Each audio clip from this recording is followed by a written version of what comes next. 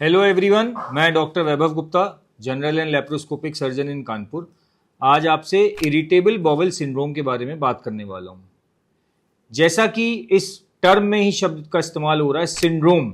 Syndrome क्या होता है? सिंड्रोम हिंदी में संलक्षण के नाम से संबोधित होता है। संलक्षण का मतलब है कुछ सिम्टम्स यानी कि कुछ लक्षणों के मिश्रण को संलक्षण कहते हैं। यानी कि पेट में दर्द हुआ, उल्टी हुई, बुखार आया, ये तीन लक्षण हो गए। इन तीनों लक्षणों को मिला के एक सिंड्रोम बन गया या एक संलक्षण बन गया। बाकी जैसा कि इसमें टर्मिनोलॉजी में आता है इरिटेबल बॉवल, यानी कि बॉवल हमारे शरीर में जब इरिटेशन कॉज करता है, उसकी वजह से जो सिम्टम्स क्रिएट होते हैं, जो लक्षण क्रिएट होते हैं, उसको इरिटेबल बॉवल सिंड्रोम कहा जाता है। इरिटेबल बॉवल सिंड्रोम आखिरकार होता क्या है? अगर हम साधारण भाषा में बात करें, हमारे शरीर में हर जगह नर्व की सप्लाई होती है। फर्ज करिए कि मुझे टेबल पे रखे हुए एक पेन को उठाना है, तो मेरा दिमाग एक सिग्नल भेजेगा मेरे हाथ को नर्व के जरिए कि हमें ये पेन उठाना है। मेरा हाथ आगे बढ़ के पेन उठा के अंदर रख लेगा।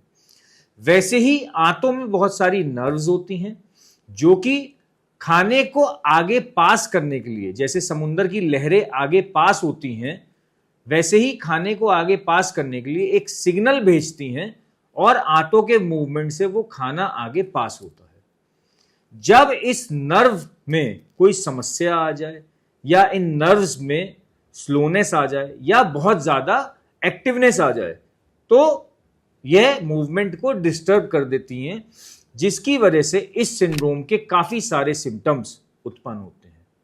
इसके लक्षण क्या होते हैं, सिम्टम्स क्या होते हैं?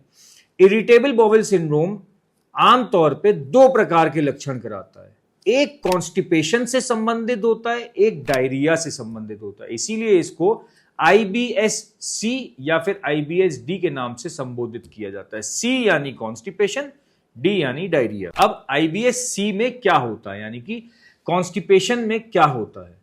जब व्यक्ति को कॉन्स्टिपेशन की शिकायत होने लगे, पेट में ब्लोटिंग होने लगे, पेट फूलने लगे और डिस्कंफर्ट होने लगे, उसको IBS-C यानी कि कॉन्स्टिपेशन वाले IBS से संबोधित करते हैं।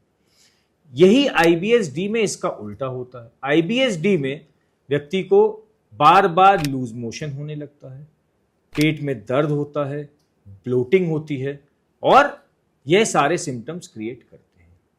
यह मैं आपको बता दूं कि सिर्फ एक बार ऐसा हो जाने से IBS नहीं कहा जा सकता। IBS एक बहुत प्रोलॉन्ग स्टैंडिंग बीमारी है जो बहुत लंबे समय से किसी व्यक्ति को चली आ रही है। फर्ज करिए आपको 6 महीने से बार बार बीच बीच में पेट में दर्द होने लगता है, बीच बीच में कॉन्स्टिपेशन होने लगता है या फिर डायरिया होने लगता है, ब्लोटिंग होने लगती है, पेट फूलने लगता है, गैस बनने लगती है और उसका कोई कारण नहीं समझ में आता है, यानी कि कोई मैकेनिकल कारण नहीं समझ में आता है। तब हम इसको IBS के नाम से संबोधित करते हैं। IBS में आपको करना क्या है? सबसे पहले मैं बता दूं, आपको अपने डॉक्टर से परामर्श लेनी है और अपने परामर्श में आपको यह ध्यान रखना है कि यदि आपको अपने डॉक्टर की दवाइयों से 10-15 दिन में आराम नहीं मिला है, तो आपको डॉक्टर चेंज करने की जरूरत नहीं है, क्योंकि IBS में आमतौर पे ट्रीटमेंट की कुछ कॉम्बिनेशंस को सेट करने के लिए समय लगता है। 3 से 4 बार आपको कम से कम अपने डॉक्टर को ट्रायल देना है, ताकि वेरियस टाइप्स ऑफ मेडिसिन जो है उसकी कॉम्बिनेशन को सेट करके आपके IBS को ट्रीट किया जा सके। IBS में आप घर में क्या रख रखाव कर सकते हैं जिसकी वजह से आपके IBS के सिम्टम्स कम हो? जैसा कि ये बॉवल से संबंधित यानी पेट से संबंधित बीमारी है, इसमें आपको अपनी डाइट का विशेष ध्यान रखना है। क्या खाना है, क्या नहीं खाना है, उसका ध्यान रखना है। IBS में कई बार कई लोगों को ग्लूटेन फ्री डाइट लेने की सलाह दी जाती है। ग्लूटेन यानी कि ग्लूटेन एक ऐसा प्रोटीन होता है जो वीट यानी गेहूं में, राई में, जौ में प्रेजेंट होता है। कई बार सलाह दी जाती है कि लो स्टार्च वाली डाइट खानी है या लो कार्बोहाइड्रेट वाली डाइट खानी है।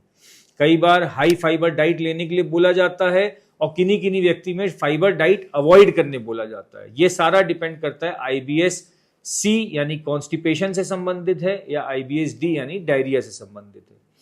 फिर इसमें आपको लेग्यूम्स यानी कि दाल, पल्सेस, पीज, इनका सेवन कम करने के लिए बोला जाता है। तो कुल मिला के आईबीएस के लक्षण को पहचानना बहुत जरूरी है, क्योंकि ये आजकल घर घर में 15 to 20% पॉपुलेशन को होने लगा है और ये सारा हमारे डाइट से संबंधित होता है। इसलिए अपने डॉक्टर से परामर्श लें, उसकी राय पे सारी फॉलो करें, दवाइयाँ उसके अनुसार लें। Thank you.